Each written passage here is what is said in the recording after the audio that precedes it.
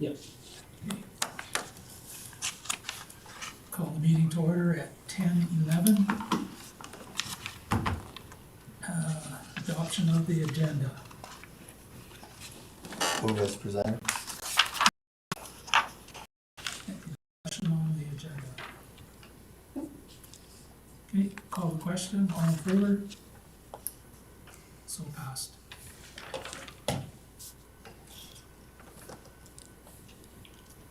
Three point one, I move that we adopt the minutes as presented.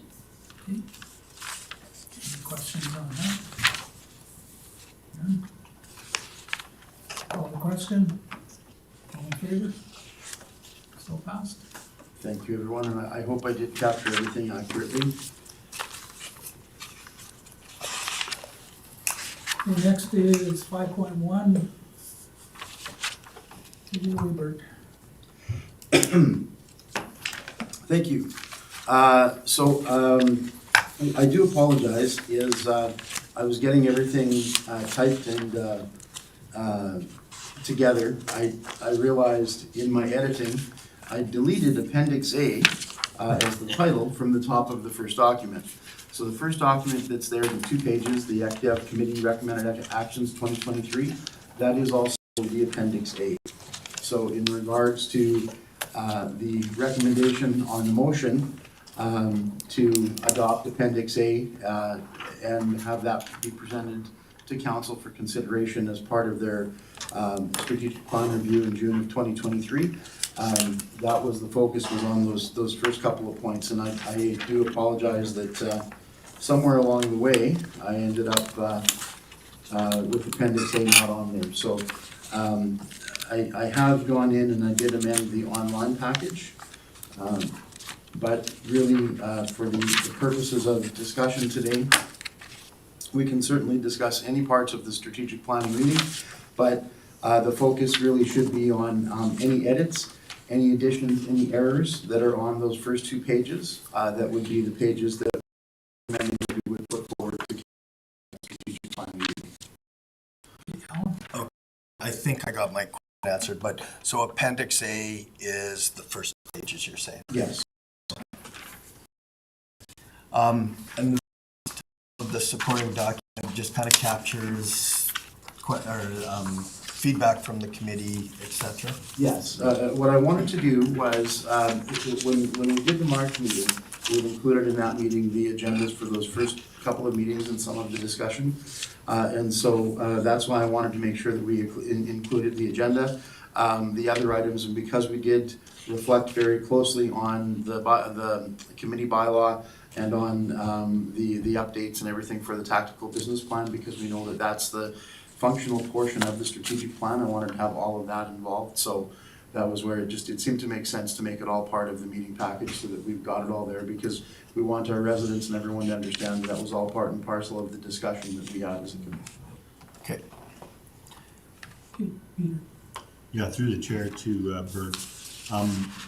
One of the things that that came up at the EDA, because we haven't had a meeting since then, is that there's on a number of fronts that, and I don't know how we get this into our strategic planning or how that would work, but in order for us to understand better what we do as a economic development committee, and then in the bigger picture, in the regional picture, I'm thinking that it would be an interesting conversation to have on how to develop a task force on both the energy transition piece and how we start to identify in agriculture some of the positive things that are happening with a task force as well, if that's the case, positive things that are happening with the shift in the consumer demand for products, and also the fact that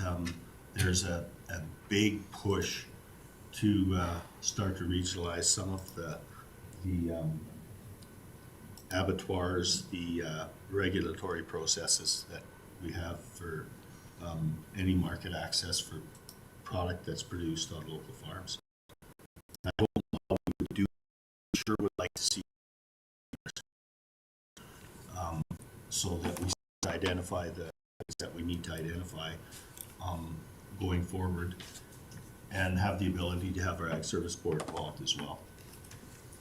Alan? Yeah, thanks, Peter, for that. I've heard you talk that message for a while now, and it took me a while, but I think I understand now what you're saying, and I agree that, kind of further to the part of the discussion we had prior to the meeting, there's just a lack of awareness in the general public of what is accomplishable, right? And what are the steps necessary, and to be part of the impetus to bring that to the public would be something that I would consider a pretty laudable goal for this committee. Are you talking about trying to push it through our Ag Service Board and take it to that provincial conference to see if there's appetite locally, or what are you thinking? How do you start this, and where do you go? Well, I had a conversation with Sebastian about the advocacy piece and how we get government to start having a look at that. And because all of these things are, any decisions that are made are going to affect agriculture as a whole, or any of the changes that they make, we can't just do it for our purposes. It's going to have to be something that changes in the provincial perspective. Mm-hmm. And so my question would be, how do we get that how do we initiate the conversation to get it there? And I think that with the conversations I had with Nate Horner and in the agriculture piece is that it would be a task force. It would be people from across the province that would sit down together and say, okay, here are some of the things that we see. And I think if we can initiate that and be part of it, it would be interesting if council would be interested in supporting that. Just before, I think if we make a recommendation from this board to council to have council give the directive to the Ag Services Board to look into that, would be the proper way to do it. Makes sense. Yeah, Sure. makes sense to me. Because if we're just trying to do it on Ag Dev, it's not really our department. That's right. So, do we need a motion to put that on here? Well, so the intent was to give the committee the opportunity, because again, these are my summary based on the notes and everything that I had. So we can certainly make whatever amendments, changes, edits to this Appendix A. I had meant it to kind of be a living document for us to have a chance to discuss, add, change, do whatever we need to do, and then whenever we're with it at the end, that's when we can certainly make the motion that yes, this is what we want to put forward. But I wanted to make sure that we had the opportunity to have discussion. So I think this is a great part of the discussion. So one of the things we can add then to the document would be that we want to see an internal or a Woodlands-led energy transition task force. And then if I'm understanding and following, what we would do is we would make a recommendation to the Ag Service Board to recommend to council that this is an item that comes forward at RMA. For the agricultural piece? Yes. I would say not sooner- RMA. No? I would No, sooner I would see say- it go to council, to Okay, our strat plan meeting in June, okay. Yeah, So, that would be become the, part of the council strat plan, and then they can put it in the Ag Services Department, Yeah. and they can go down that way. Yeah. okay, so what I've got is that we want to see the creation of an agricultural task force that would focus on those things like consumer demand, regulatory changes around meat processing. We want the Ag Service Board If I could involved. just, I think just an umbrella term would be vertical integration of the ag industry. yeah, I think that would probably, Because that kind of captures all that stuff, Bert. Okay, What ultimately we'd like to see is every producer have an opportunity to sell an end product and not just sell it to a slaughterhouse. Okay, so an agricultural task force to focus on vertical integration, and then on the ASB involvement, so we're making the recommendation to council, or we're making the recommendation to the Ag Service Board, To council. okay? And then what you're thinking is then the council would give the directive to the To the to the service. administration to have Ag Service Board.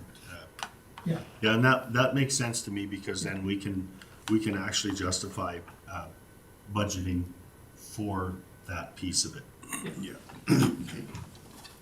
So it would basically be an item that we, as a committee, have identified. We're making the recommendation to council to make this consideration. And then because of the special, because of the industry specialization of it, it would go back through ASB for action. And we might see some involvement like we've seen on the Ag Chronicles, right?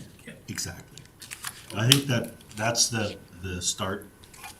yeah, So, like if you were doing a little bullet point path, it would be going from this committee to council, to the Ag Service, and then to the Provincial Service Board in the form of resolution.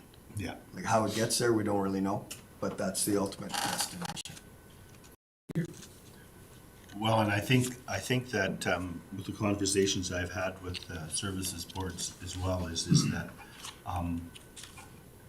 once there's a commitment in that direction on the agriculture side, it can go to RMA as well. Yeah. But it just, it needs to, like Al says, it needs to go the right follow the route. path. Okay. Because then you can get the ag side involved. Okay, so then, so the two items then that I've got so far that we would add would be that we want to look at creating an energy transition task force. And with that, that would include a focus on the carbon sequestration, right? Okay, so we've got that, and then the agricultural task force with vertical integration so that we can take a look at local sales, and then we have the pathway. The first one there on the energy transition, is that similar to what you have there already for the energy subcommittee? Maybe it's just a rewording of that? Well, so we've set up the subcommittee to talk about energy internally with our committee. I think the task force would be something that would be bigger and would likely be regional, probably something that we would bring through the RITA, as well as maybe talk to some of our local industry partners. Okay, so it's bigger than this line item, is That's what you're saying? my Okay. concept of it, but whatever the committee would agree with, yeah. Okay, Ellen. So the notion of this committee having an interest, if you will, in an energy what's the word I'm looking, transition, that's new discussion, right? I don't recall having energy transition conversation at this table before. And I support it, but I'm just saying I don't recall it before. I think when we were talking about the energy subcommittee, we didn't use the word transition, but that's Okay. really what we were talking about, is energy transition. What does energy look like in Sure, the county? okay. We weren't talking about Okay. oil and gas, we were talking about Yeah. where's the energy opportunities for the county. We didn't previously use the word transition, but all the things we talked about in the committee kind of discussion was So- focused on things like that. So the term transition we used a lot during the Energy Future Labs when we were doing those discussions a couple of years ago. Often you might hear the carbon sequestration and underground storage, the CCUS term, and we've talked a little bit about the carbon usage and some of that, right? So the energy transition is sort of the blanket term that covers the carbon, the hydrogen, the move to non-fossil fuel vehicles, all of that kind of. Sure. So could we just change this first activity and call it the Energy Transition Subcommittee, or is this something we want the entire committee dealing with, or what? Well, Yeah, like to do this sorry, Mr. Chair. committee, it should go to council. Oh, okay, Council get the directive to do it. okay, gotcha, yep, fair enough. So yeah, that's new, that's not in this package, right? It doesn't say energy transition anywhere in this package, so this That is, way, if there's funding involved, council can give direction Yeah. to get funding for it. what I If was we trying to just- get to, Bruce, was, I don't recall us ever talking about, so we Transition. just started talking about ag, Yeah. and we're adding it, and this notion that we're gonna add this to, and I'm like, well, where did this come from? Maybe Just, part of this, these two actually are very, very connected, because when we're talking about energy, we're talking about our energy. energy, which is food as well. So what I find really interesting about this is that it's so important to have the separation, so you get those minds that are working with the energy transition piece, and then you get the minds that are looking at the vertical integration of agriculture, and then you're gonna see how that comes together. And so I think that that's, for me, is where the confusion was for a long time, was how does this all fit? I just have to add to this section as well. Okay, first was just a correction. So on page 16 of the package, it was one before, it was just a copy and paste where Shelley's description is in there twice. Oh, okay. So, and I have, the correction was submitted, so I have just the correction, if we want it for the tape, was under mine, because it was just where it had mentioned the answers to the 3 questions, and it had mentioned mine, or Shelley's twice. So, and I'm not an engineer. Sorry. That's okay. I apologize. No worries, I So do have yes, the so that's correct. section 4, Yeah, I where we do. have Patricia, that should be Shelley then? No, section 4, you have Patricia, and then the content underneath that should read, it should be A, I want to ensure that the committee is supporting existing businesses. And I have the copy of this, so you won't have to write Thank word you. for word. I Okay. want to ensure the committee is supporting existing businesses and working to attract new businesses, especially with a long-term focus on increasing the tax base to ensure the county remains sustainable. B, I want to see directed focus on attracting large-scale projects to Woodlands County, which will require close partnerships with neighbors. If a large project was on the border of Barhead County, I would expect us to work cooperatively to attract that project. Just as if we were to attract a large-scale project in the area surrounding Whitecourt, we must find ways to partner with Whitecourt to increase our opportunities. And C, I want to see documented processes in place to ensure that items discussed and implemented in committee meetings, business meetings, and seminars are captured in a way that they can be tracked until completion and knowledge can be passed on and available to new committee members in the future. So that was what was originally submitted that should have been in that spot. And just to add to that, the only other thing I have for this section is that I would like to see those committee strategy notes added to as Appendix A as well. So if that's what you're submitting to council, is the 2 pages of the graph that are, Yeah. then I'd like to see the committee notes, page 1 to 5, submitted to council as well. Because I think that really encapsulates our strategy sessions for the councilors who weren't present. So pages 1 to 5 of the strategy notes. Gotcha.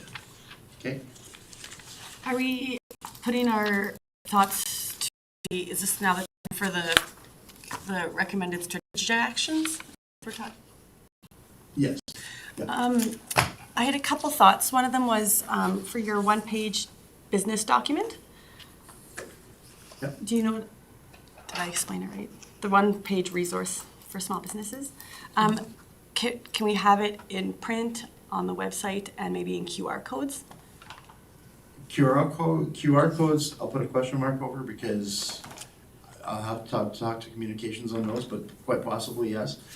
In regards to getting it on the website, yes, absolutely. If you take a look, just give me a second to find the page. And again, we can make any edits, but we had to get it done quickly to have it ready for the trade fair. So page 48 of 61, if you go forward to page 48, that was the document that we had ready and that we distributed at the trade fair. Or Cinnabon one? Page 48? No, it's the did you know? Oh, Yeah. Is that the one that you were referring to, or this is a separate item? this is 1, 2, 3. The third one down on the recommended strategic actions, Oh, page right. 8. Page 8. Yeah. Okay. So just because if somebody's looking, then it's kind of nice if you say, oh, we have a link to Community Futures. And then they have to go onto their computer or whatever to find it. If they have a QR code or something like that, then they can just go directly to it. that was one thought. Another thought was, could we add, Crystal said it in one of her emails. I don't know if quarterly is too frequently, but at least minimum annually, check-ins with our, I think she said 5 to 10 highest ratepayers in the county, just to check in, see how can the county serve you? Are you have any issues, whatever that the county can deal with, or struggles or raise? You're talking or- about council, recommending to council that council have strike a committee and meet with the ratepayers? Do we need another committee? Well, committee of council. That wouldn't have been, she's not here to speak for herself, but I just thought it was a good idea, like, I think you guys had met with ANC recently, and they said it was the first time in how long? I'm like, ANC's been around almost 30 years, you guys should be what meeting. I'm asking Kristen is, what are you suggesting we add? That we add that as a recommendation to council? Because I think council, that's on their radar already. We are doing that already. Yeah. You're meeting with the, We've met with West Fraser, Canfor, and ANC, and we're gonna do some of the oil and gas producers too. just to check in, see how counties, Have lunch with them and have a meeting. fantastic. Okay, so that would not be on our strategic, it's already in council? Perfect.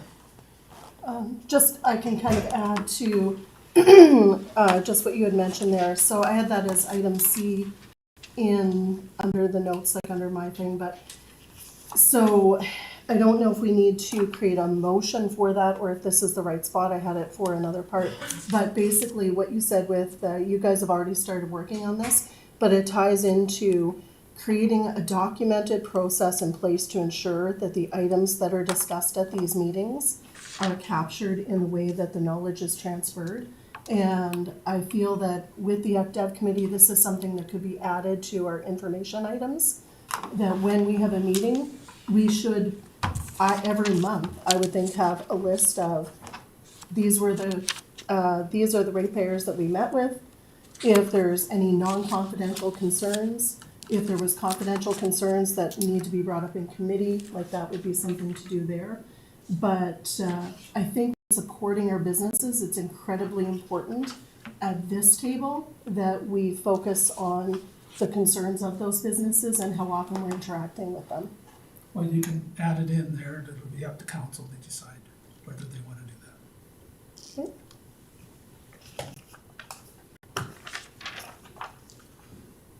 So we want to add that to the page 8, so that would be added to the graph then, so just a recording of monthly meetings with our businesses. I don't think it needs to be monthly. Okay, Alan? Patricia, if I may, Yep.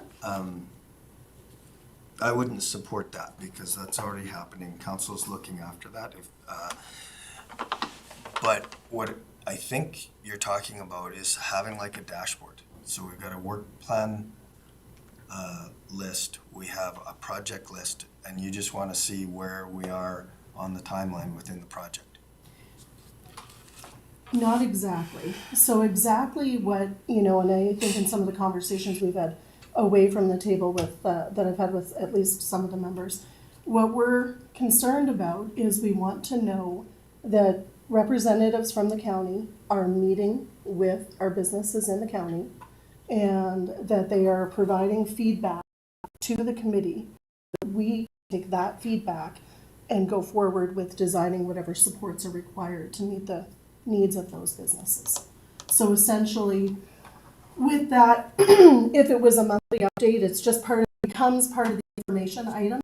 If these meetings are already taking place, it could literally just be another clause in our report. It doesn't have to be something that's incredibly labor intensive, but then that way, when new committee members come on, or new councils come on, or the members of the public, they can go on, they can review our package, they can go to information items, and they can say, oh, we met with the top 5 ratepayers, in this 3-month period.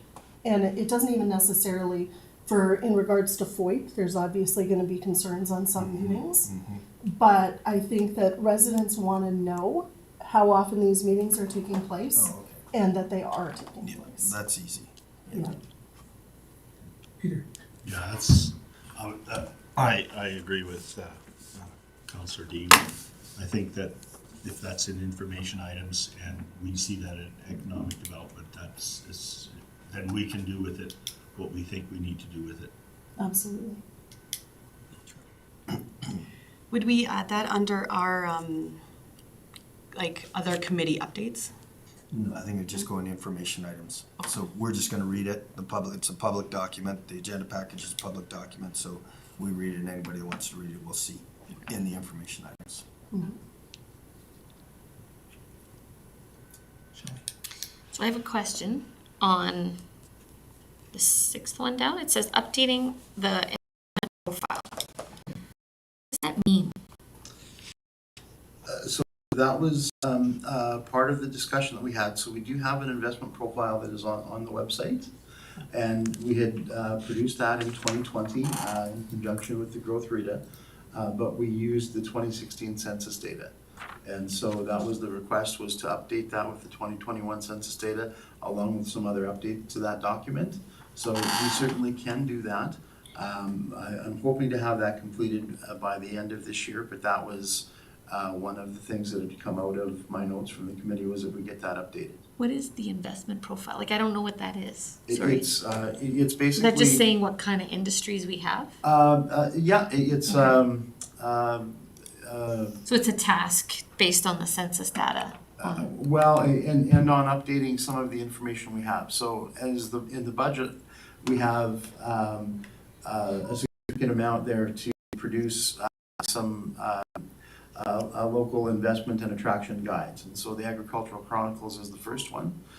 We have an energy guide that we were supposed to have produced by the end of this year as well. And then we can add the investment profile to doing those updates. So the investment profile now, off the top of my head, I can't remember how many pages it is. It's about 8 to 10, I think, somewhere in there.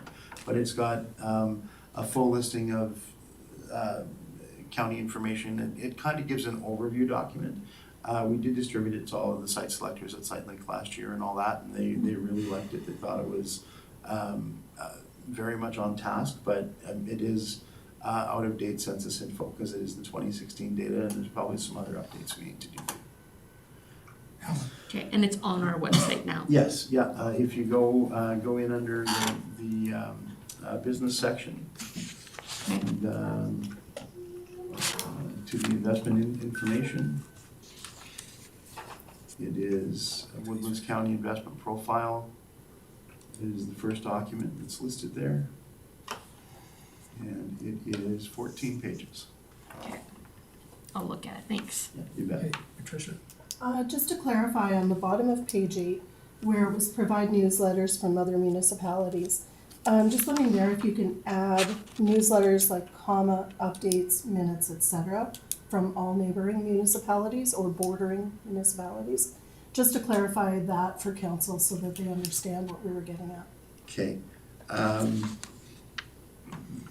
If we stick to neighboring, the problem is none of them actually do newsletters for our neighboring municipalities. Well, that's what I The said. town's starting to do one now. And that's why I wanted to say, like, not just a news, like if it was a minute or an update, like it, because I realize not everybody does newsletters, that's kind of why I wanted to clarify. Yeah. But I don't know that we really want to get into, you know, what's happening in Red Deer, for example. Like, I think when we brought it up, we were especially concerned with the people on our bordering municipalities. Okay. That was the intent, how I interpret it, so. And So- then oh, sorry, go ahead. Bordering municipalities have active communities that I'm aware of. Like, Yeah, but that's a sole exception. And other than the newsletter they're putting out their minutes, they don't publish them. And what?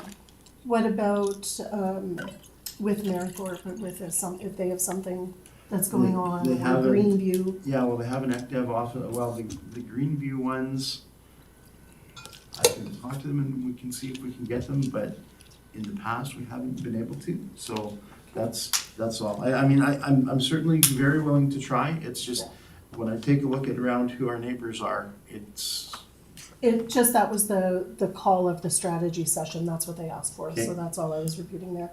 And just one more thing too, so newsletters, minutes, and strategies, and I can certainly do a scan on, and we'll see, absolutely. then in regard to Appendix A as well. There was just one other thing that I wanted to mention that we hadn't talked about and ask if the committee would allow to have it added to Appendix A, is to put before council to consider corporate sponsorship of our recreation areas. And I think that's something I'd like to see them discuss at their strat plan session. So I think that we have an opportunity, when I look at our neighbors and see things like the Carland Center and so on, and we look at areas like our Blue Ridge Recreation area and so on, I think that there is definitely some opportunity for corporate sponsorships within some of our areas like that. Good question for council, for sure. I know we've had an internal discussion on that, and until we have a council policy on corporate partnership, I know that's where we've kind of shelved it. So I think that that's a great reminder to council that we maybe need to have them look at developing a corporate partnership policy. I agree. There's more than just a financial benefit to that. There's a relationship benefit, Yeah. there's an awareness benefit, so, that's a good discussion to have, for sure.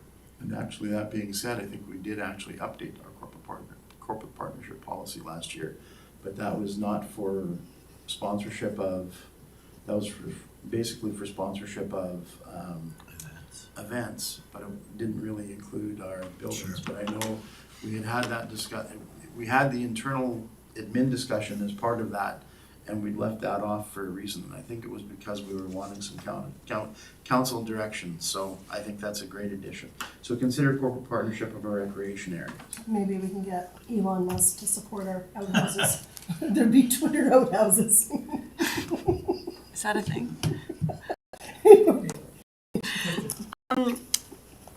Just a point of note, I'm in a different committee with Rhonda and Woods now, and she seemed really eager to provide ECDEV minutes and everything like that to us. She seemed really eager to collaborate, work together wherever it kind of fits for all of us.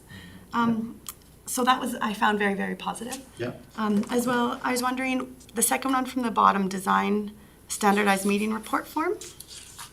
I don't remember the purpose of this one. Well, and that was one that like I said, I had it written down within my minutes, but I think it was Patricia that had mentioned it about having a standard report form that was adopted across the county to use for meeting summaries. Oh, for us to provide back.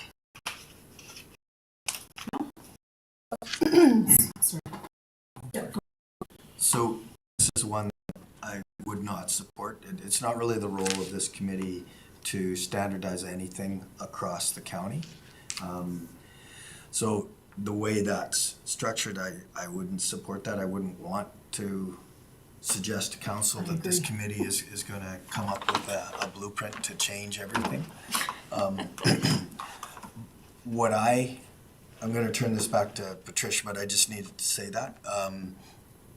What I thought we had talked about was more in helping to capture the conversation within the meeting, because we are bound by our meeting procedures bylaw to produce a set of minutes that look exactly like we just had. And so there's not the depth of the conversation. And what I recall committee members talking about is just capturing specific items that you didn't want lost. And meeting you and I and Bert, and we were going to come up with a template and send it to him. Yes. Because he had questions about exactly what you were talking about. I didn't really understand either. Yeah. And you were going to come up with something, send it to him. But I don't think it belongs in our advice to council. Okay, so what it was specifically, it wasn't, my intent wasn't meant for like across the board, it was specifically to the committee. But intent was standardized form, which I did and group, so just as a draft portion. And all it was is a very, very basic meeting, meant as a casual meeting update, essentially capturing if, for example, you met with ABC company, you met with ABC company, and then that becomes part of an economic development management record. So then going forward, if it's 5 years from now, when you go to meet with ABC Company again, you can pull those meeting records, and when they have a new CEO, you can be like, oh, well, the previous CEO and I, we met once a year. These are the things that we discussed. Are you having some of these same concerns, or what are your concerns? So can we put it in the work plan update rather than in the strategic planning? I think it's, at this point, it's an important part for that to be in the strategic plan for the simple reason that it ties into the outcome of having a standardized system that doesn't currently exist. Okay, I'm just gonna make a comment here. That would be Bert's job to do that. Bert is the salaried employee. He works 2,200 hours a year. And he's there. So the most great ideas, but we gotta be careful that we don't put too much on Bert. I agree with you, but there's a lot of also meetings that take place that he isn't necessarily there that are in economic development scope or potential based on the terms of reference. So for example, something that could apply to that could be, it could literally be if you go and have your meeting on a golf course, if you're attending and you meet with somebody that produces knowledge that you think could be important to transfer. It's just something that gives an easy mechanism for that to happen, and it makes it so people don't have to write reports. Well, if it's a great idea, but then just do your comments up, put it in the information items. That's essentially what it is. It's just a standardized form to do that, so that everybody doesn't have to recreate the wheel. Thanks.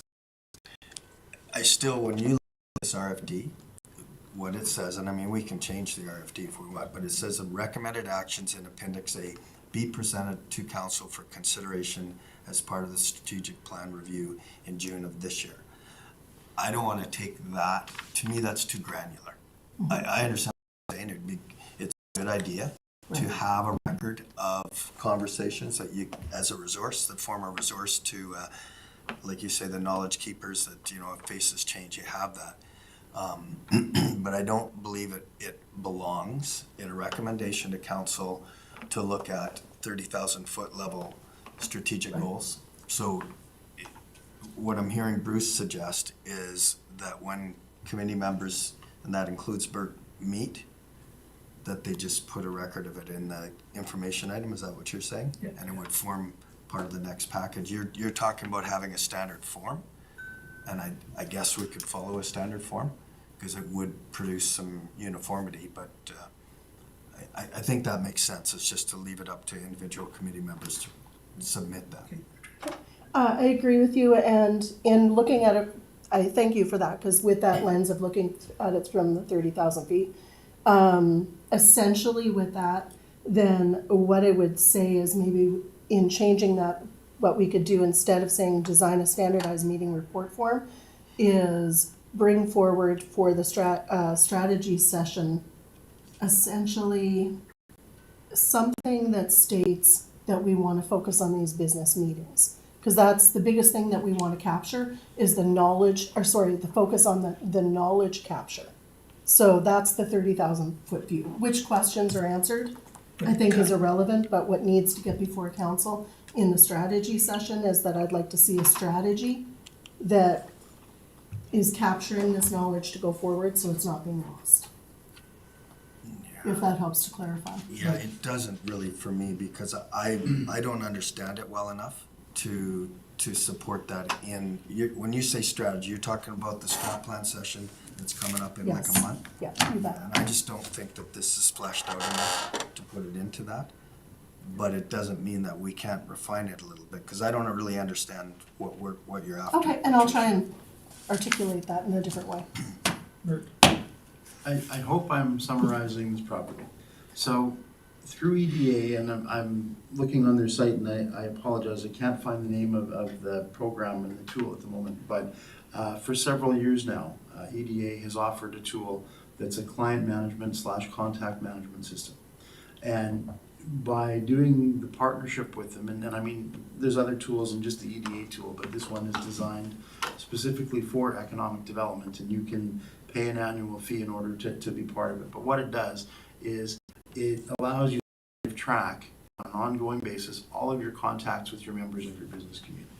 So the idea is that you develop that institutional knowledge over time, so that if we have a meeting with Group A and they say, hey, this is a concern, and then we go and we talk to them 2 years later, you can go back to the notes from your meeting you had 2 years ago and go, hey, is this still a concern? And I think that's sort of where you're trying to get Thank you, to, Bart. is let's create some institutional knowledge. So the standardized form, it certainly makes sense, and that's an idea, but I really do think it's part of a bigger discussion around some kind of a contact management system. Now, from my perspective, on the couple of occasions that I've brought it up internally, it's been a hard no, just simply because with capacity and training and where we're at, we don't want to have to implement another computer program within and all that, right?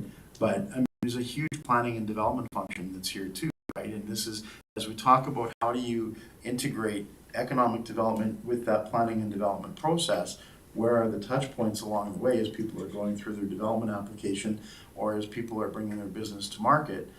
It would be great if we can track all of that. We do it on an ad hoc individual basis right now. We don't have a standardized system for it. Making the recommendation that we find a standardized system on how we can do contact management and create institutional knowledge, I think makes a lot of sense. But it's going to take a lot more resources than what we currently have, or that I think that we'll have in the next few years. Right. Thank you. That's Actually, summarizes. Christian, go ahead. A couple thoughts. Could you do that by having a spreadsheet even? What a spreadsheet, like your company name, and I'm sure that we probably could. because that's fairly cheap, easy. But, and I wanted to speak to Alan. When we were trying to flesh out what exactly you were asking, Yes. Alan had initially said, "Do you want like your task with your processes, and then like updating your process?" Does that ring a bell? Of what At you this guys meeting, said? I said that? Just like 5 minutes ago. When you're initially trying to figure out what Patricia was saying. And so I think that's where we should have this form. Like, this is okay. I love seeing Bert's thought process. But I think then the next meeting, if we can put it, have an update, I don't know if it fits into a certain spot already, but an update on this list where you would have like in progress, not started yet, kind of thing. Well, That would be almost in a year's time, because this is gonna get presented to council for strategic planning, Okay. right? I'm hoping in a year, but at least we have a plan for moving You have to, forward. RFD says. What we're doing is we're adopting some, Right. we're gonna send it to council and say, this is what we wanna do. And so I think we have to be careful that we're logical with what we're asking. So we have to send this to them, they have to approve this? Yeah. Yeah. Correct? Oh, okay. So once it's approved, then we could have our task list. Sure. And like, Yep. in progress, not Yeah. started, completed. You bet. Perfect, okay. like, it's a good idea what you wanna do, Patricia, but I think that's an internal Yeah. economic development board decision, not council. So that's something we can put on the agenda for the next meeting to discuss, because we're gonna run out of time here and, get on. Yeah, and just to wrap that up, you know, Bruce made a comment about we have a single resource, right? And you know, we have to be careful with how we're directing him. But to have conversation with council could, not in the form of a, you know, an item at the strat plan session, but just as a recommendation from this committee that this would be helpful. If we do that before budget time, Yeah. perhaps we can say, you know, but our current level of staffing doesn't allow for it. Yeah. But there are some admin items that if we had additional staff members, that's how I would see this happening, right? Is Bert would have meetings, we would have meetings, and this stuff would just get sent to somebody and they would put it into the form. And I don't mean to demean that position, but, Oh, exactly. but he doesn't have the resources to do everything that we want him to do. Yeah, so if you get that on the agenda for the next meeting, we can come up with a plan, Sure. and then we send it to council on that one item. Yeah. Our plan, next budget session, please keep that in mind. Yeah, because we have had that conversation at budget meetings, right? To increase the budget of the ECDev department. And that's why we found money to at least allow committee members to go to one conference. That's how things change, right? But we have to make a case that makes sense. And, Of course. yeah, I'm just not quite, I think I could discuss that now, you know, after Bert's input and, Exactly. Okay. So I did find the program I was talking about. It's called the Alberta Business Counts Program. It is offered through a company called Executive Pulse. And it's been a long-term contract with EDA. We have a number of municipalities that have used it for years and they find it to be very beneficial. So we could certainly bring that back as an agenda item at our next meeting. sure. In the meantime, can we pull that from this? Yeah, it's your document to edit, so. I would agree with you. Okay. I agree. Christian? Would this, because we are putting our recommendations forward to council at this next strat planning session, correct? Would that, so you're saying, could we put forward the idea of Bert having an admin assistant? That won't happen at the strat plan session. It's gonna happen at budget time. Okay, so we'll earmark that for putting forward to council later, okay?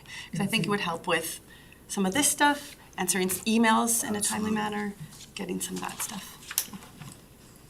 And I am grateful to the committee for discussing and making a recommendation.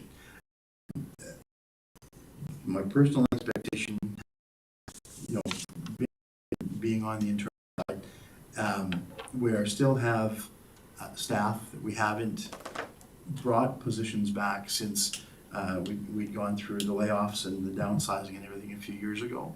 So while it is a wonderful idea to put it in front of council, when you look at our staffing plan and the organizational plan, it's about 10 or 12 positions down on the list. So I mean, it's conceivable that for the next 3 to 5 years, there probably won't be any changes than a single person to do ECDev for Woodlands. That's just the way the organization is currently structured. 7 people have a vote. You never know what can happen. I know, so if it changes, that would be great. I just wanted to qualify the expectation, that's all. And we can Thank use- you. I'm just prepared to make a motion that we send to council Appendix A, deleting the, what is it, the 1, 2, 3, 4, 5, 6th item, Yeah, so I've deleted that item. and adding the 2 items as discussed. The recording the monthly meetings, the Energy Transition Task Force, the Ag Task Force, the consider a policy for corporate partnership on recreation areas, add page 1 to 5 of the strategy notes. Those were the edits that I had. That's Does my that sound motion. correct? Okay, motion Sounds good to accepted. me. So I will just say that as amended, or as amended through our Yeah, discussion. You know what, as discussed. Thank you. Okay, any discussion on the motion? Peter? Yeah, it's just a point, which Councillor Dean brought up and along with, Bert. What happens is that, when we as an economic development committee sit down and have this kind of a discussion, part of what we bring back to council as councillors is, the importance of economic development and how it affects the revenue stream that we get into our municipality in order for us to be able to afford some of those resources that we really need to replace. So I think that this discussion today is really taking us in that thought process direction. So I just want to say thank you very much for that. Comments, discussion on the motion? Okay, I'll call the question, all in favor? So passed. Does it have Next to be graded? is 6-1. 6-1. New business. So we're just gonna go around the horn with this? Let's see, You bet. So, Mr. Chair and committee, thank you for everyone who attended our EDA conference. It's always an amazing experience, and what was great was having a delegation the size we did this year. We had a chance to kind of get into a lot of different groups and different rooms and create a lot of feedback. And so that's where the recommendation in front of you is that we accept reports and observations from the conference from attendees as information. There may be some action items that come out of it, so certainly feel free to change. I do have 3 items that I wanted to mention that were sort of my key takeaways, but it doesn't matter to me if I go first or we'll last. go one at a time. So, what's happening? You want me to start? You betcha. I'll have it mine in really quick point form. I like the idea of the reverse trade show or the employee trade show. I thought that was really interesting.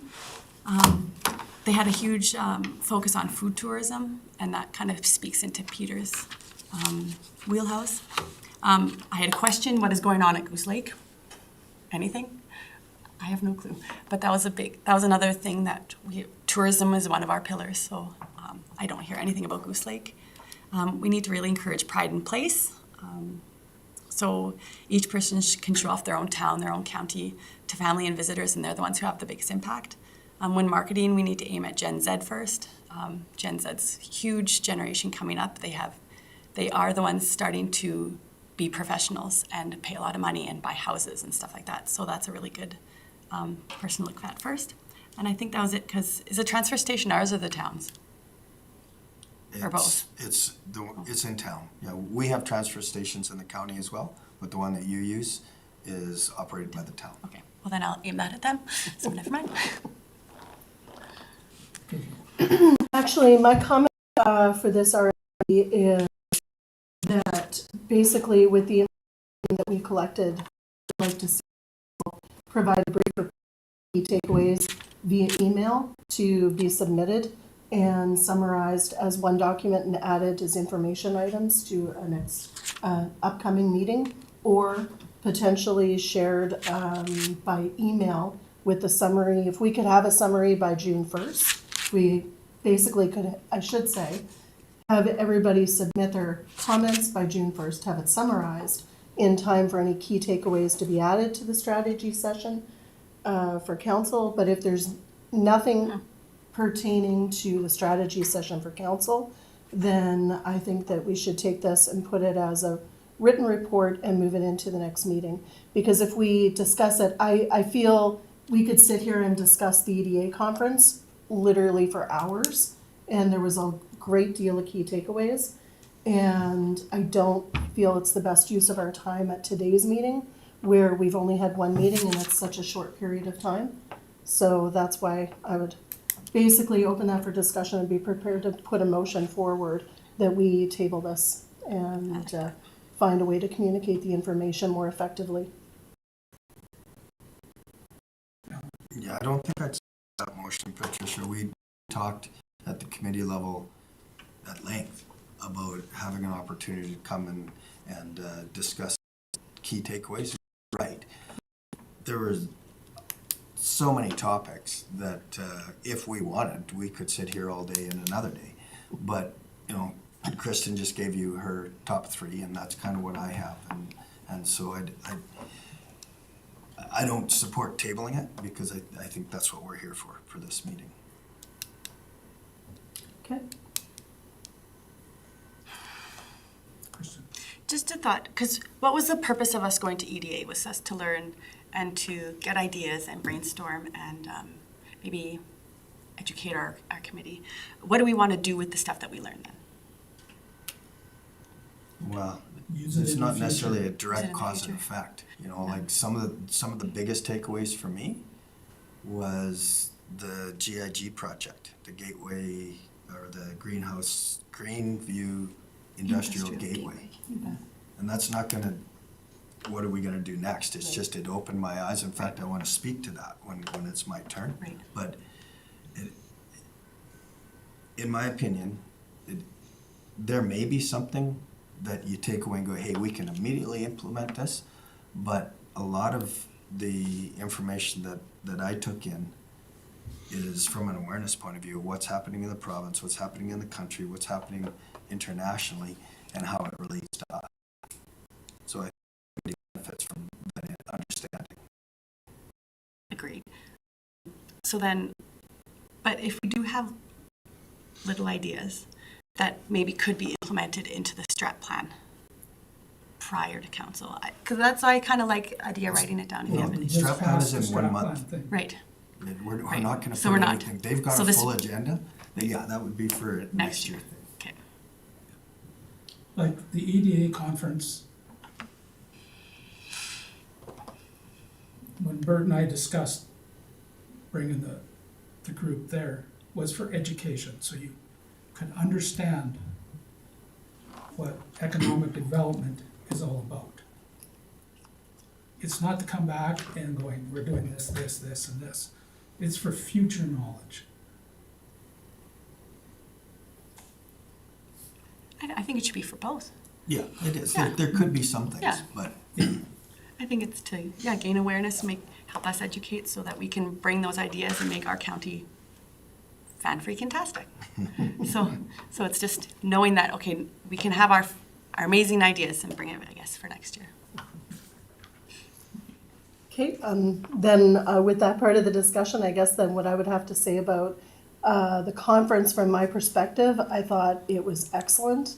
Definitely attended a wide variety of presentations, right from energy, dealing with hydrogen. I followed a lot of the food tracks. And the biggest thing, one of the biggest things that I found coming out of it was about communication. And that's something as well that I think realistically was seeing some of the presentations in areas that were struggling with. We saw one presentation that was dealing with municipalities that were struggling and what they did to rectify situations and how they improved communication going forward. And they had some real strategy wins coming out of that. So that was something I took a lot out of, and it really spoke a lot to our relationships with our other municipal partnerships and what we can accomplish when we work together. So that was definitely a key takeaway. Another main key takeaway was partnerships with Indigenous communities and just seeing the economic impact and the opportunities that are there in working with our Indigenous community partners and what we could build when we work together. So that definitely that I'd like to see that is more focus on working to that. And I did follow, of course, with council and senior subcommittee council, and I think that's great. And it will definitely help work to speak to that. Yeah. So that was a key takeaway for me. And yeah, I think that it is definitely a conference in the future that we should be going to. And I would like to see in the future, when there's a conference like that, that there is a debrief meeting held with the attendees directly within a couple of weeks after the conference. And the key takeaways are brought together as a group and presented to council, especially when you have any more than 3 members, attending any one conference. Because it was so wonderful to be able to be there with a number of people where we could all go to different tracks, and it'd be a great way to learn from our other people that attended the tracks that we weren't able to attend. Well, I disagree with having a meeting within 10 days. We have it at the next meeting. Put it on the agenda and it gets accepted. We tried to. That's why we booked one beforehand. So, but that's all I have to add. Shelley? I really enjoyed the conference. I learned lots. I focused a lot on kind of the energy transition side of the opportunities of the different sessions to go to. Shocker. Yeah, I know. But it was really enlightening to me, all the different things that are going on, like not just in Alberta, but even in the nation, but especially within Alberta. Like there's so much going on with biogas, hydrogen, carbon capture, even some of the solar and wind stuff that's going on within the province. It was really enlightening to me, the opportunities that are, the things that are happening already. And I just can't help but think, when are we going to get something here? And I know there's some things that are potentially in the works in the background that aren't like publicly announced yet. There's some stuff that's maybe brewing. Companies are going through approvals and such to potentially we are going to get there. But it was really exciting to hear some of the projects, like with Pembina and ATCO, some of the things they're doing with hydrogen, the stuff in the industrial heartland. It's not that far from us. It just seems like there's opportunities there if we could figure out how to capture some of them. I thought it was quite exciting. Just some of the different things that are going on. I was not aware of a lot of that. Yeah. I learned a lot about what's happening now and the push.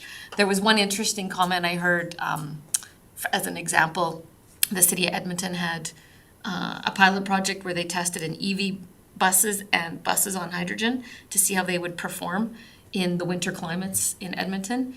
And the hydrogen bus kicked ass over the EV. And it was like, for many reasons, but just performed way better in the cold temperatures and just is a much better solution potentially for our climate and our region.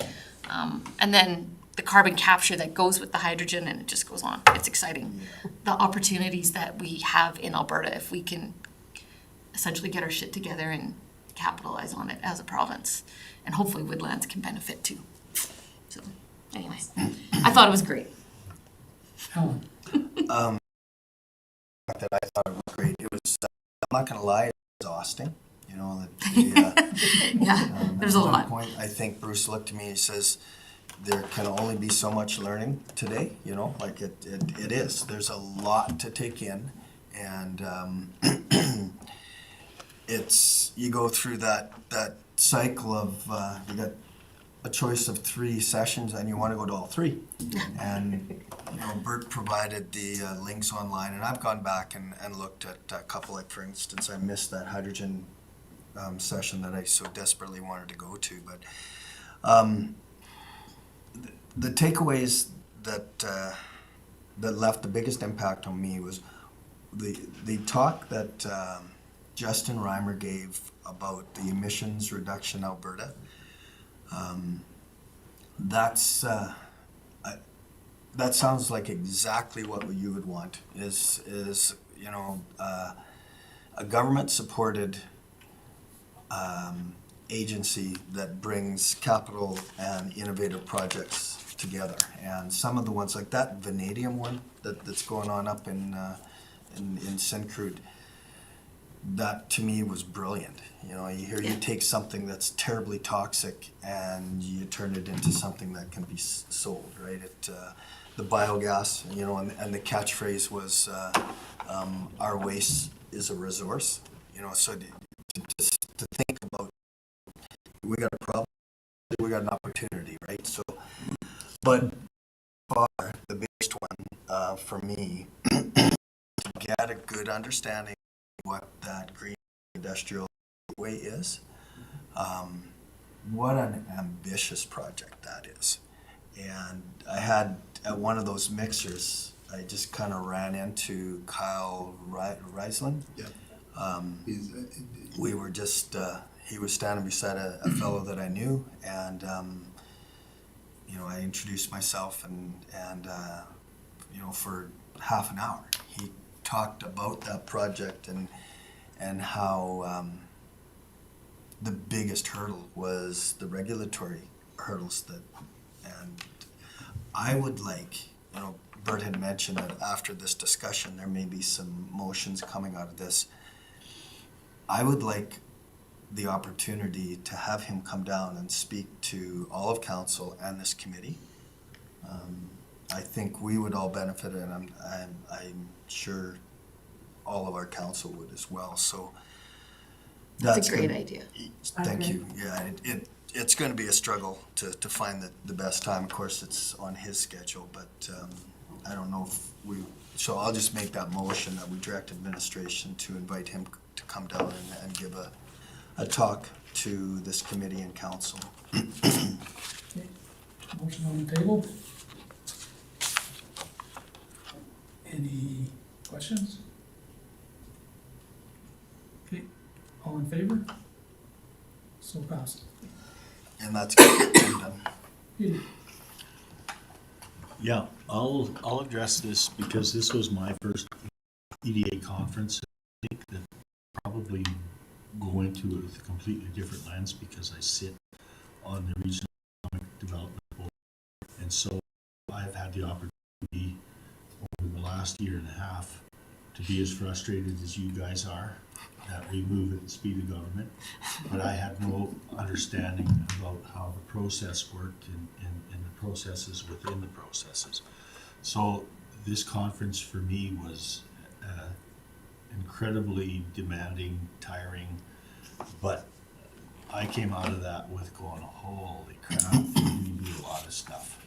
There's so much opportunity for us here. So my key takeaway was that Alberta in general is a huge opportunity for investment. How that investment happens is something that we can possibly have some influence over. We've got Prairies Can, we've got Invest Alberta, we've got sources that are outside of what we even know and understand, which is incredible. The other one that I really think is important is that the EDA does have a mentorship program, which allows us to start to understand some of those processes, some of the things that happen. I had a good conversation with the president of the Ag Societies, Ag Society and Ag for Life, and the need to educate in modern farming through ag tourism. And one of the conversations that was really, really amazing to me with this gentleman was that we can change how, we cannot change the curriculum, but we can change how we educate to bring agriculture into the curriculum. And that was huge for me because that tells me that there's a possibility in the short term to get some things to happen. Alberta's strengths, they're being sold to the world. And that's one of the things that is that whole wide window that was really one of the things that was important. And that there's agencies selling Alberta to the international investors right now, like TCS, FDI. And Texas is a particularly strong candidate. We seen that in one of the sessions that we were in. The other thing is what are investors looking for? That kind of adds to SiteLink. This kind of added to my learning processes. Is that what are they looking for? And they need to know that I've got 11 bullet points. I'm sure that I can, or 12. And then the one that was interesting for me as well was when we had that last session when Todd Hurst spoke about keys to success. We need to know our story. We've got to build relationships at all levels, positive relationships at all levels, be prepared for the worst, show up, be present, be kind. And I think that that's how you sell your region. You can't sell it on conflict. You can't sell it on controversy. You have to sell it on what you know, who we are, and what we're willing to contribute. So that was a big part of it. The First Nations, the relationships we have to have there. How some of the ports are going to change the way that we access markets is going to be a big part of this. So on a regional level, that I really could relate to that because of where I've been working in the past year and a half. And then there was the visitor points, public-private partnerships, all of those things. So at the end of the day, there's piles, but, you know, the key points are is there's lots of potential for Alberta. It's gonna require a lot of effort, which groups like this are gonna be part of. We have to work as a region. That was a message that was there over and over again. And the big one is how are we gonna tell our story? And be able to tell it, because that's what the international community is looking for. So that's kind of what out of it. That's excellent. For me, one of the biggest ones was, I think it was the first session I sat in on, was on regions. It's so important to work together as a region and not when you have a big project come into your area and they have a spot that they want and it's in your municipality. And when they contact their neighboring municipalities, they try and steal it from you to get the tax base. So if we worked as a region, okay, one municipality gets the tax base, but the neighboring municipality could have lots of labor to do that, to fill the positions there, or have some other resources that can work. So everybody gains from it in some way, and who knows, in the next year, the roles could be reversed. But when you have one municipality that tries to steal everything from you, it doesn't work. Nobody wins. And one of the other things is, number one, Alberta is open for business. And as municipality or region, we're kind of tied to what our resources are. So there could be lots of businesses wanting to come in, but if you don't have the resources that they need, they're not gonna come. We're very fortunate in this area to have the gas and the carbon capture, what do you call them, aquifers? The reservoirs. Yeah, so, you know, that's something we could build on, and it's gonna be big in the future. And that will bring business to us. And, yeah, there was just so much information going on. I had a really bad headache there for a day, and it was like, I told Al, I said, it's right there. At capacity.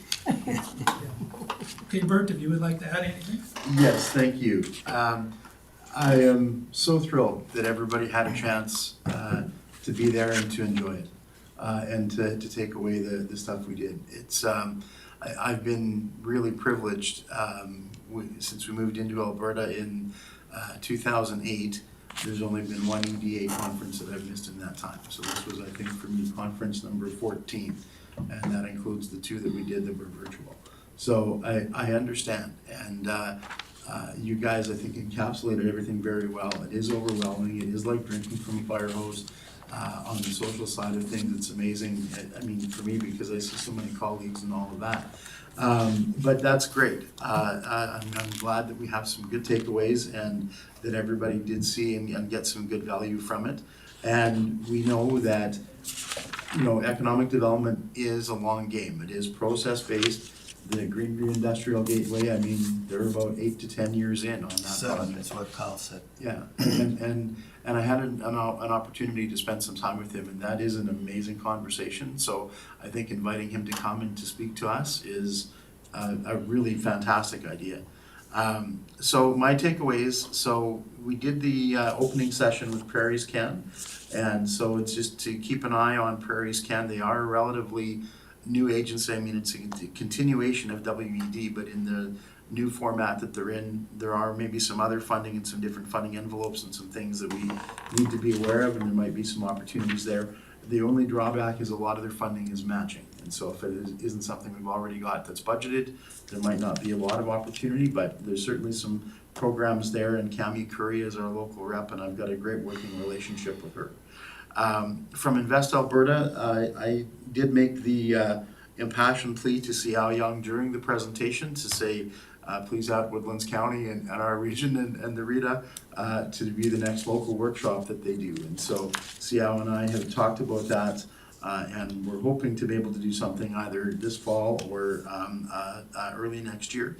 And then the third thing, and it's just to build on the training and the information that's there, there is the Community Economic Development Training Program.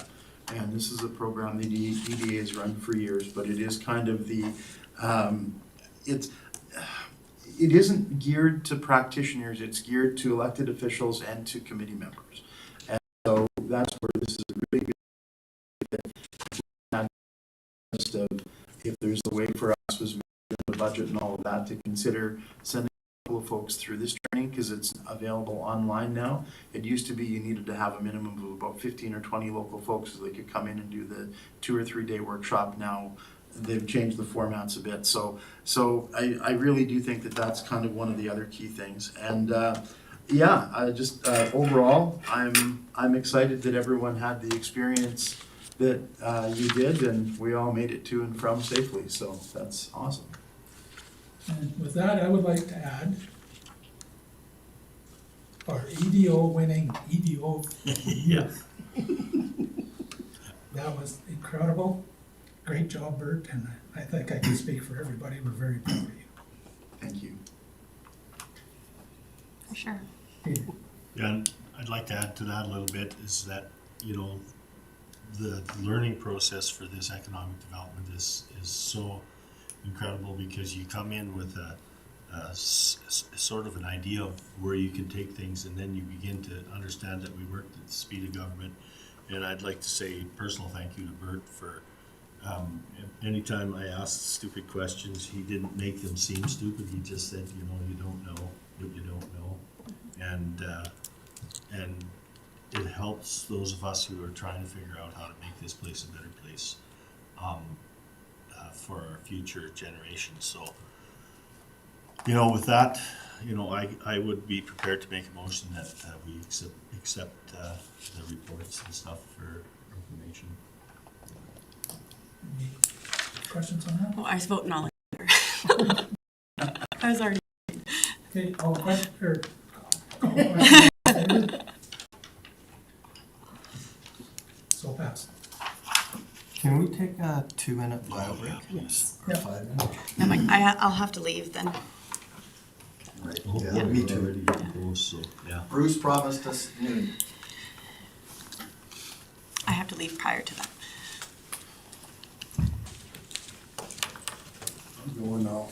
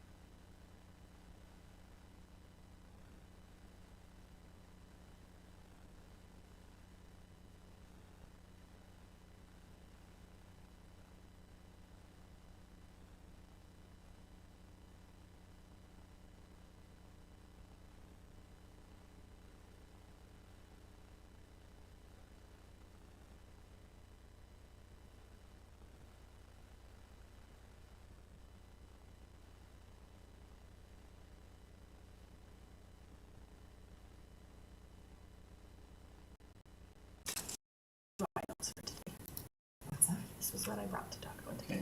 Okay, everything is going well. Do you have anything in particular that you need?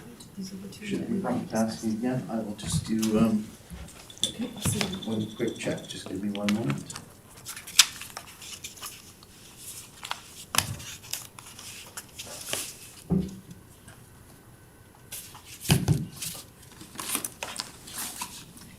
Save it for me. Okay. There you go. I just have to do one quick check. Just want to request.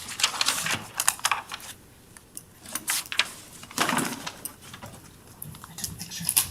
Oh, okay, thank you. I hope you can read it. Thank you, you're awesome. I had, we've taken a bit of a break, so I just put everything on mute, but we should be back live now. And while you do that, can you just send me a text if you have a chance to look at the video if it's not there? See you, Kristen. Thank you. Excuse me. Yeah, we should be good, all right. He is just gonna double check for us in a minute or two, but I think we're good to go, Mr. Chair. We're ready to go? Yes. Okay, I guess 7.1, work plan updates and action items. Okay, so attached are there's a couple of updates there, and I do realize that I had one that I forgot to add, but I'll mention that, and that's just a quick update on the Agricultural Chronicles. Also some additional points on the bicentennial, but you can see the save the dates are there. And then the written comments are there. So we've also attached, so this is based off of that template that Patricia had sent to include action items written out with dates. And so I did make some modifications from the template that you had sent. And the big one was I didn't include an individual number on each item with the meeting that it originated at, because a lot of these are things that are on the work plan. They won't have an origin within our county. We can certainly, or within each committee meeting. So we can certainly number the items if that makes things easier. That's certainly one good possibility. But what I wanted to do is to kind of lay out the major items that we've got that we're already committed to kind of running through the summer. And so I won't go through everything in great detail. We can summarize, but the points that I wanted to add. So on the bicentennial update, we just found out this on the weekend. The bicentennial group was denied their application for the CIP grant. Really? And so as a result, we only have the $7,000 from Woodlands County to work with. So they are currently in the process of revising and ramping down the budget. However, in the last 2 days, we have had meetings with both RJ Arcand from the Alexander First Nation and Barry Mustis from Whitecourt Isga Tourism. And we have both of them, as well as one other performer, Robin, and I apologize, I don't have her last name, but she's the cultural awareness sort of person and presentations that she's doing the work at the museum on the Pioneer Days, and she'll be back as well for the Indigenous Showcase part of it. So we will have a very strong Indigenous component from those three groups, stretching through from the Friday through to the Sunday. We also are going to take a look at revamping the number of tickets available for the dinner based on the size of the facility, because we want to have the dinner and the entertainment inside. We want to make sure that we don't oversell. So that's going to bring our number of available tickets down to about 1,500, and because we have about 400 as VIPs and Brigade, we'll have about 1,000 tickets that will be available to the public. Again, there's no charge for those. The idea is that it's a free community supper, but of that, we've got about 350 of them that have already been prescribed to through the existing Eventbrite platform. So ticket sales are kind of going pretty well. We're getting some buzz about the event. Excited to say that we've got that Indigenous component. But yeah, they just, I'm not exactly sure what the final issue was on the CIP grant, but I know the committee chair, Councillor Klein, has had conversations with two of our MLAs currently seeking re-election to find out what the heck is going on. So So a couple of things. One, with respect to that grant, and then the other one, I have another one afterwards, but the motion, I can't remember the motion that we made. The council? Yeah, we granted them 25 and then backed them 50 in case they needed, is that the way? No, it was, the total backing was 75,000. But they were gonna repay if they got the grant? Yeah. Yeah, okay. The second thing, Bert, I note, I don't know if this is just a cut and paste thing or what, but in the work plan, item 6, chamber golf tournament. Yes. I had asked about that and you said that we did not have sponsorship for that. Oh, shoot, maybe I got my wires crossed. Because what I was You're right, suggesting, they did change the platinum membership this year, didn't they? well, that's what you told me in an Yeah, email. no, that's right, I did. My error, sorry. So Let's- that's out then? Yeah, we'll take that off, and I will double check with them, because I think it's as it was with the trade fair. I think because normally what happens is with our platinum membership, we get room for a foursome to go, or we Yeah. get 4 tickets. Yeah. This year, though, I think they changed the platinum memberships, but I'm not sure that they've had the uptake on the golf tournament that they thought they would. So that might have been, I may have gotten my wires crossed, because Alicia may have actually asked me, are we putting anybody in? And that's why I was thinking, well, yes, maybe we can as part of our platinum membership. So let me confirm, and I apologize for that. Yeah, it's too late for me because based on our email conversation, I just went ahead and entered a different team. But what I was hoping was that we could bring that forth to this committee. And I'm not sure if anybody else here plays golf, but if there was a foursome from this committee, it would be an opportunity to wear those T-shirts and spread the gospel of Woodlands economic development. So. But again, what Bert had told me was that we did not have room in our budget for that, so. And I do remember they did change the membership, but I know, I think it's like it was with the trade fair, it was it became a flowing target. And I think that might have been what she had asked me, because she had asked me if we were sponsoring and putting in a team, and so that's, my apologies. But yes, I do remember the email chain, Ellen, and that first information was correct at the time that I gave it to you. So I think that's where we're at. But I will confirm. Okay, Peter?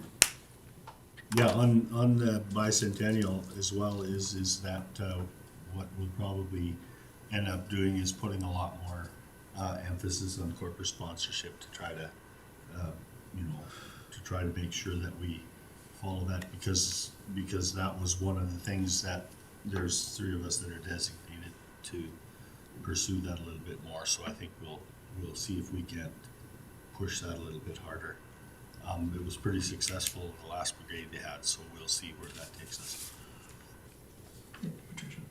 Okay, the fourth one from the bottom, the BREI conference in Grand Prairie. Yes. So I pulled the annual conference agenda for this, and which is the Business Retention and Expansion International Conference.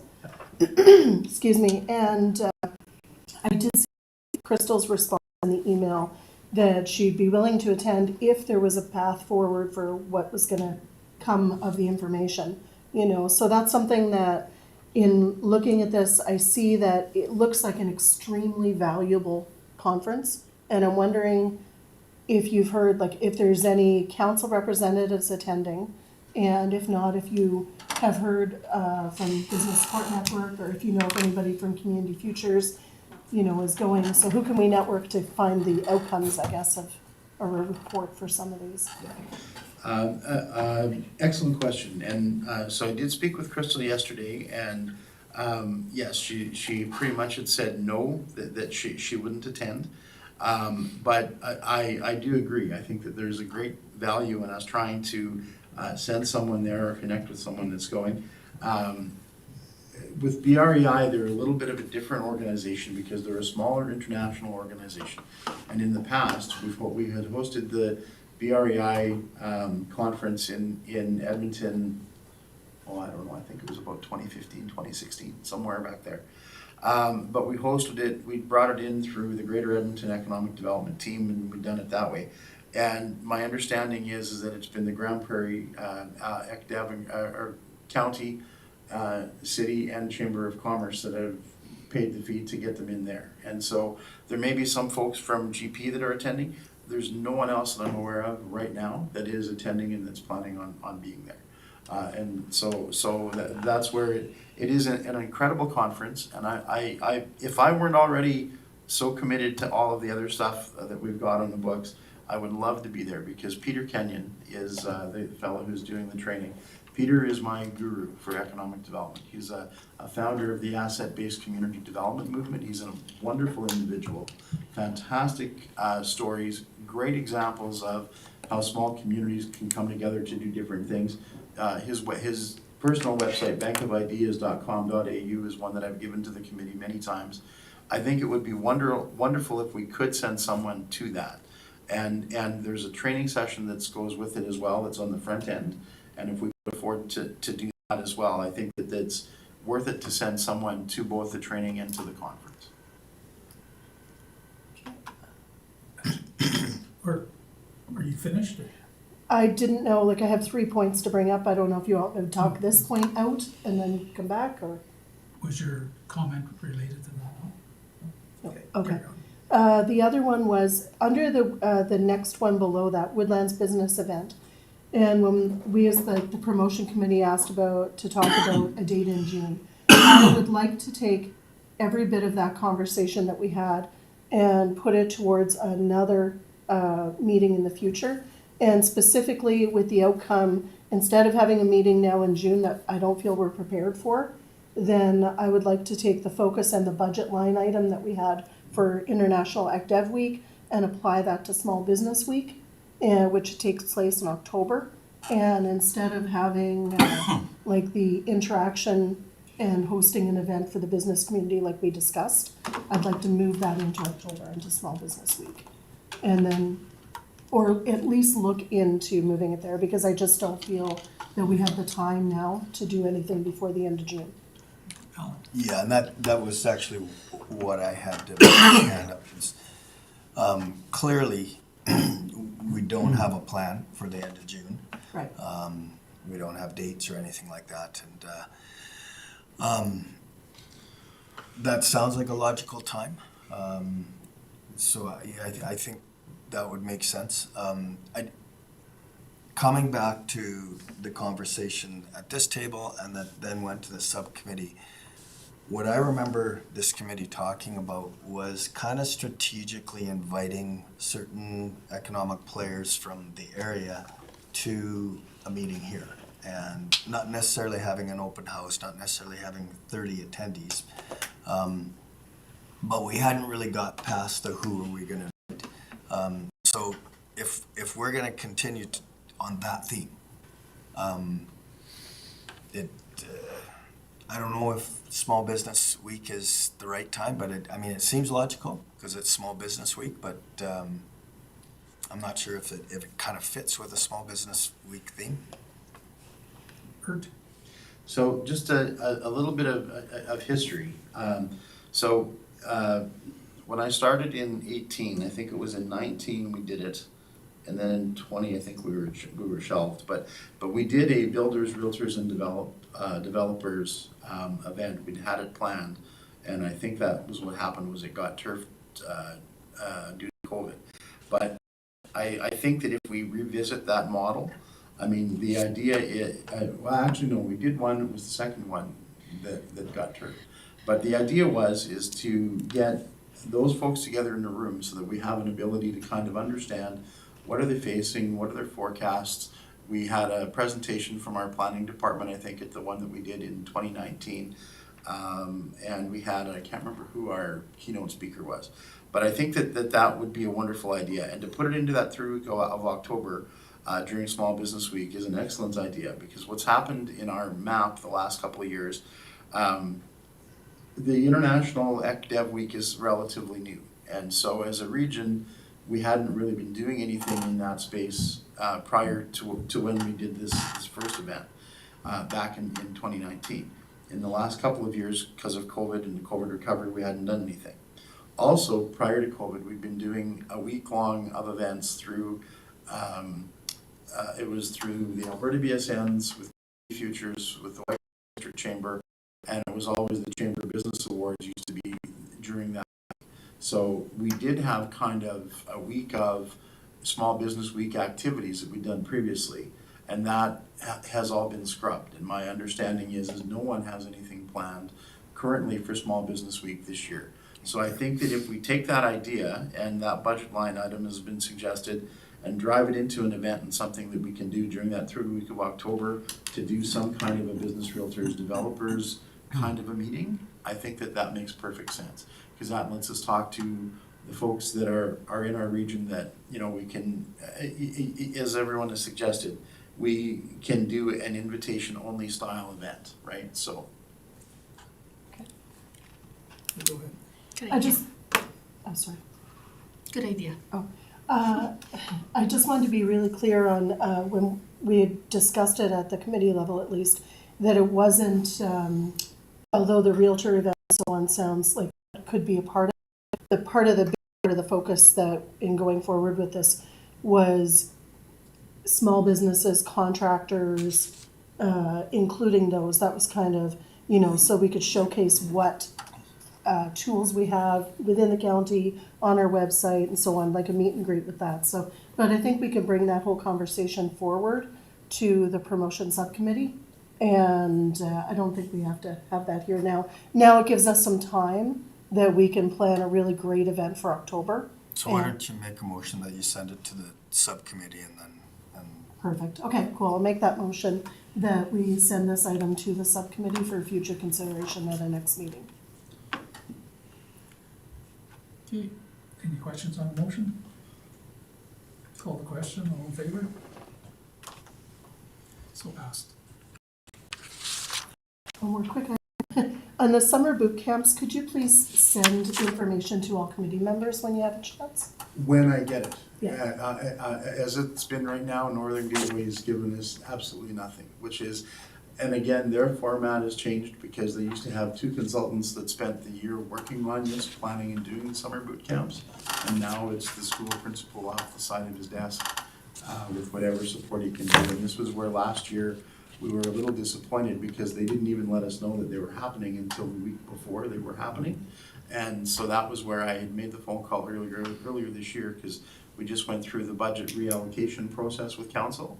And so it was to determine, do you need our $5,000 as a sponsor this year, or do we have that available to reallocate to something else? And they said yes, but they still haven't given us all of the details. So as detail comes forward, I'm very happy to pass it through. It's just we haven't heard anything yet. But the best place to look for information on that is if you go to the Northern Gateway, to the Hilltop High School website, if there's a link, or as they get their instructors sorted, it'll all be on there, because they try to get the kids into doing it as soon as they can at the beginning of June, so that they're ready for the courses, which are the first 2 weeks of July.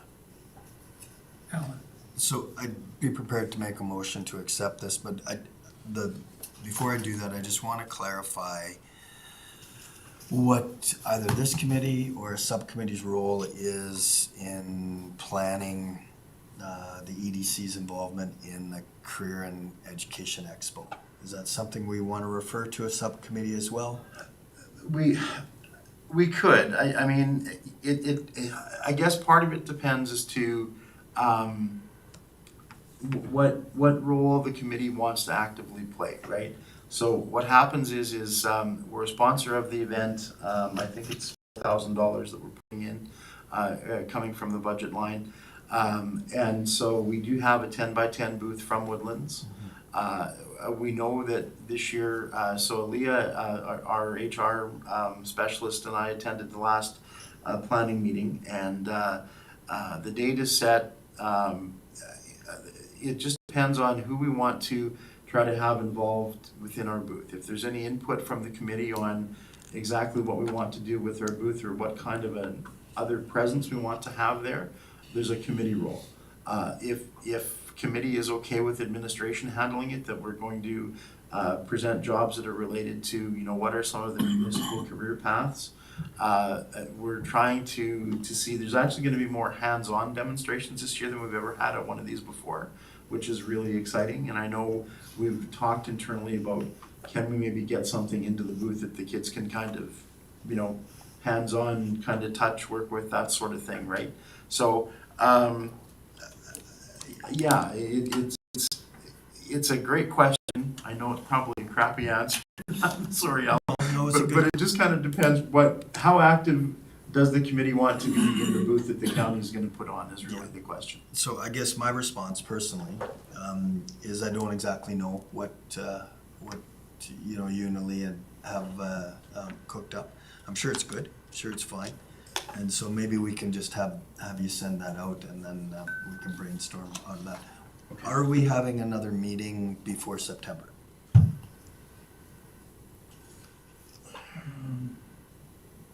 Great question. We could probably have time to do one late June, right? But there's so much that's up in the air at the moment, especially on the fire situation with, you know, we just don't know. And that was, I did forget to add it, I had it added on my notes. But we have most of the items submitted for the Agricultural Chronicles. We've been working with the Woodlands Express Group. We're really excited with how it's all coming together. But as of yesterday, our layout artist has been evacuated, so we're still shooting at an end of June delivery, but that it might be impacted. That was the only. Bert, the problem. reason I ask about the meeting is in order for us, you know, you're asking, Yep. does the committee want input? You know, perhaps that's done by email. We don't necessarily have to have a meeting, but I don't want to just say, let's approve this. Yeah. And then not know what my role as a committee member is in that event. Right. Well, I mean, we certainly do have that opportunity that if you would like to meet again, I mean, we could do a meeting through July or August. We haven't normally, No. but I mean, we could look at the end of June as well, right? Or even the beginning of September, just to kind of get us kick-started, because that's the next thing, right? Really?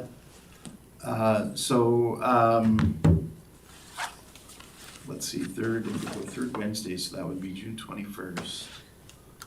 That's a little late. Yeah. Yeah, so, and yeah, and that would be during that AI conference. So,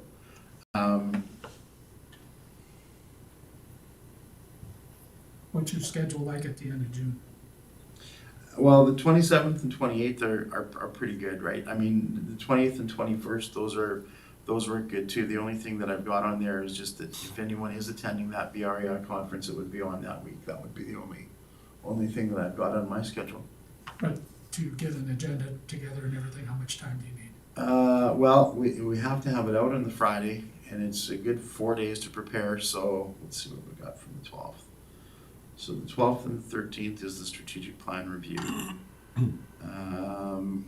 From the 14th to the 16th. I mean, it's definitely conceivable that we could do a meeting on the 21st or the 22nd for sure. Did you say the 20th? either. 21st or Sorry? 22nd? Did you say the 20th before that? Tuesday? Yeah, so either Tuesday the 20th or Wednesday the 21st. I mean, If I could interject, you guys, I don't really know what we'd get accomplished at our next meeting other than that specific thing. We're, you know, we've gone through, this agenda has been a fruitful agenda for the committee. Really, the only question that I have, again, is what is the committee's role in that event? And I don't know that we need to meet to specifically discuss it. I think what I'd ask is that you and Leah come up with what you guys think it's gonna be, send it out to us, and we can all review it and say, what about this, what about that? I think that sounds very fair, and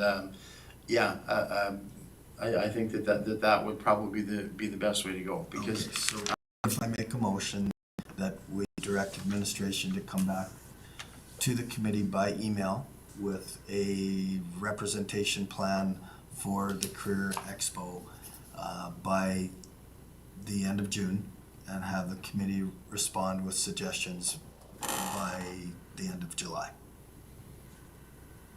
Does that work, you guys? Yep. Sure.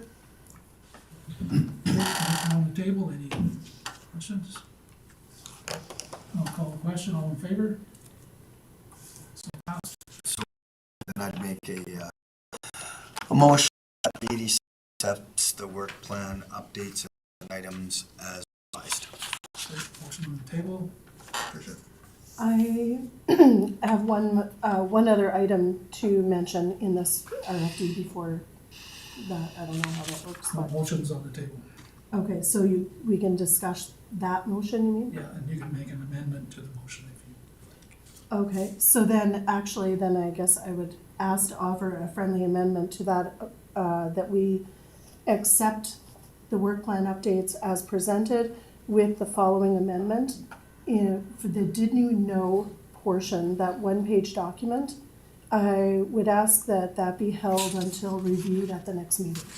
Because you had mentioned just with, like, I do think that there's some suggested changes and updates to that, or changes to that.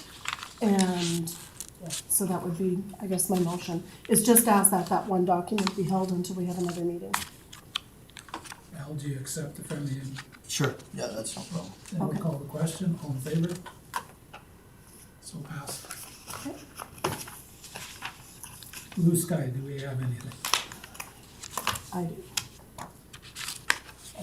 Hold on, I wanna make sure I caught that. So the did you know edits you wanted to talk about? So bring the did you know document back to the next meeting for Yes, edits. Okay. Okay. Okay, so for Blue Sky, and I'm curious what the group's idea is in regards to the photo contest.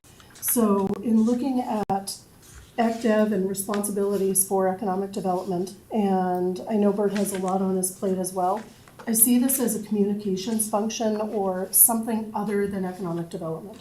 And I'd be prepared to make a motion to request that the photo contest and responsibilities related to it be transferred to another department as it is not directly related to economic development. Yeah, that's an admin thing, right? So you're asking, so council would then have to talk to the only employee they have. Okay? And I guess to be frank, is it that big of a deal to do it right now? Or is it something that we can talk about, like it's always been, I hear what you're saying. It has, It's it's just we weird. haven't had many meetings, so I'm just bringing it forward, Yeah. because a number of us have discussed, it's one of those, we have a lot to accomplish here. Yeah. So I'd like to Yeah. really be able to hone in and Because focus it on could, the you important could things. say that was a community services thing. Like, I'm not sure why it landed here, but it has. I agree. Is it in your, Yes, so to give the explanation there, so the photo contest is a line item within our economic development budget. Again, though, huge credit to Nikita, he really is the lead on it. So Nikita has put those together, he does the website, does the advertising, he does within the budget that we have the thing to do, but how it ended up on our agenda was just simply that we realized that as we were doing our various documents for the county, specifically ones related to like the investment profile, having fresh photos for the tourism promotion, for some of those things, for just the county promotion in general, we needed a tool and a vehicle. And so that was where the photo contest was developed. We're into the third year of it now. We've had about roughly 50 submissions each of the first 2 years, and it's given us a really good selection of photos and to work with. On the Did You Know cards, on the information for the travel guide, and what was the other one recently? There's another document we worked on recently, but we've incorporated photos from the photo contest into each of those documents, right? So it really is, as you say, kind of an internal administrative thing. Yes, I have to sign off on the receipts, and Nikita and I have routine discussions, but honestly, it's a very small part of my time. And to be clear, my point just was that it's, I just don't see it as an ECDF function. So in the future, I'd like to see a mechanism to get it removed, so we don't have this discussion at this table. Well, I think what's coming up, I'm not sure we're gonna do it at the strat plan or some other time, is to review Bert's job description. Okay. So, And if that's the case, I'm happy with that discussion. It's just, you know, if we're focused on bringing a big energy, I'd rather put our focus on other things. I think it's a great program, it just doesn't belong in ECDF. anything else on Blue Sky?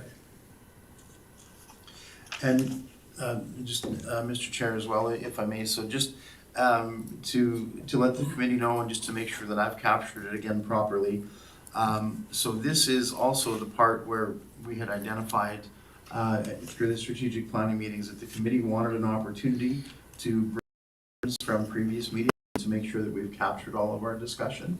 So that's certainly part of this discussion as well. So if there is anything else that, you know, maybe feels like it's fallen off the corner of the desk or that sort of thing, this is that opportunity to kind of bring any of that back as well. Okay, anything else on Blue Sky? I have a motion to accept this information. Peter, I'll make a motion that we accept the Blue Sky discussion as information. any questions on the motion? No? I'll call the question, all in favor? So passed. Next is information items. Does anybody have anything on information items?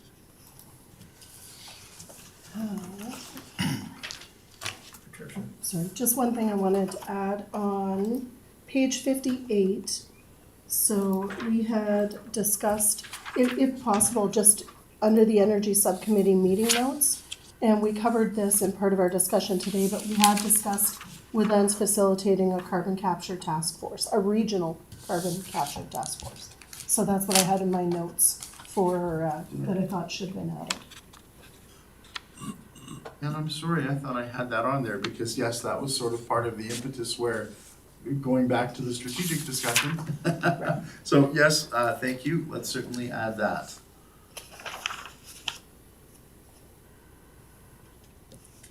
Anything else?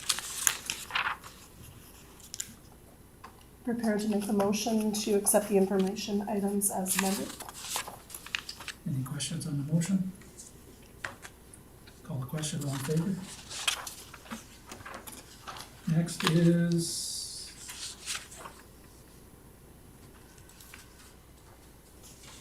Did I miss something? Yeah, so there were, so the info items, we broke sort of into the two sections. So the first was the RFD on the info, information items and committee reports. And so we've just done that one, and then this is just sort of those standard government reports, as well as I wanted to put in here some of my input coming from the hydrogen conference this year. So I did have the ability to conference, and it was absolutely amazing to see the growth from last year's conference to this year's. It was literally more than double in size, and the trade show floor size was more than double what it was when they did the first year last year. The goal that they also have is to continue to grow it until they get up to about roughly 20,000 annual attendees. So it really is like undoubtedly pushing the, well, they want it to be, and this is why they have DMG events involved, right? Because they want it to be the Edmonton equivalent of what the Global Energy Show has always been, right? And so there were several very interesting announcements. I mean, federal and provincial both there. The three things to draw attention to is just that the horsepower and the money going into both the hydrogen accelerator and the region hydrogen hub is absolutely amazing. And one of the announcements made during was that both Edmonton Economic Development and Calgary Economic Development we're gonna be given an extra 1.5 million from the province just to focus on energy transition. So that was one of the key announcements that came during the conference. What is very interesting as well is that 5,000 hydrogen vehicle challenge. So the announcement at the conference last year was to make the EIA, the Edmonton International Airport, a living lab for the implementation and commercialization of hydrogen technologies of all kinds. Now they've gone one step further and they've said that centered on the airport, all vehicles that are based in the airport, all of their airport fleet will be hydrogen powered. And all of the buses and everything that they can convert through Edmonton Metro and within the Edmonton region, they will convert because they want to get to having 5,000 hydrogen vehicles on the road within 5 years so that they can further test out the technology. And that gets into, whereas the first year, the discussion, a lot of it was around, wow, isn't this a neat thing and what can we do with it? This year it was all about how do we commercialize these technologies as fast as possible and get them into people's hands. And probably the most interesting part of the discussion to me this year was going back to something that ATCO had said at EDA as well. So they're approved right now to be able to put up to 5% hydrogen in with natural gas for home heating. But they are pursuing going up to as high as 20%. So it's very similar to what we did with gas and ethanol back in the 70s and 80s, right? When you had that blended, that mix. So if they can get to that mix without doing anything else, just put hydrogen into our natural gas mix to heat our home, the estimated production in Canada is greenhouse. Canada. So if you can do this nationwide, right? So that's just the switch. So one of the main points of discussion, which was really interesting, was there's a lot of infrastructure that we have with hydrogen right now that we don't really have to change if we can just change the molecules. And so that was a big part of the discussion, and that's why they feel the implementation and commercialization of it can come so quickly. Because especially in areas where you have a fleet or a central distribution system, you have a hydrogen hub or a hydrogen fueling station, anything that would burn diesel, you can convert to hydrogen almost immediately, and it's exactly the same for servicing. It gets a little bit more complex when you get into how do you ship it, how do you put it on ships, how do you move it as ammonia. There's a whole bunch of other really technical stuff that they haven't figured out yet. But just to see the growth, the doubling in size of the conference over 2 years, international people there, like literally people there from over 30 different countries to come to Edmonton to learn about hydrogen, it was incredible.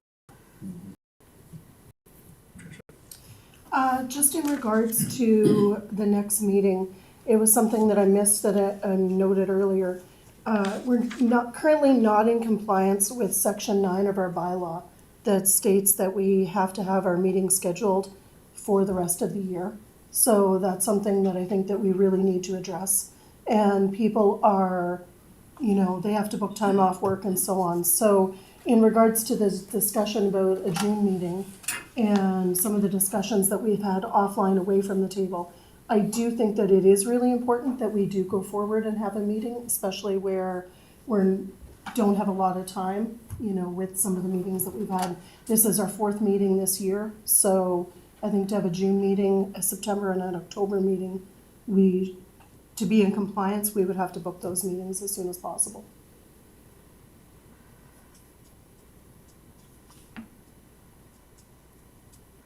We have a regularly scheduled date, right?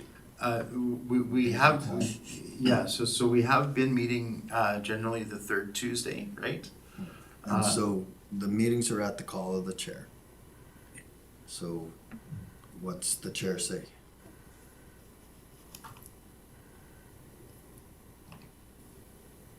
I really don't think we need one In June? in June. Yeah, I tend to agree. I did September, yeah, and October, yeah. And you don't meet over the summer normally? No, Okay. no. And like canceling meetings, it happens all the time. This week I've had 2 canceled.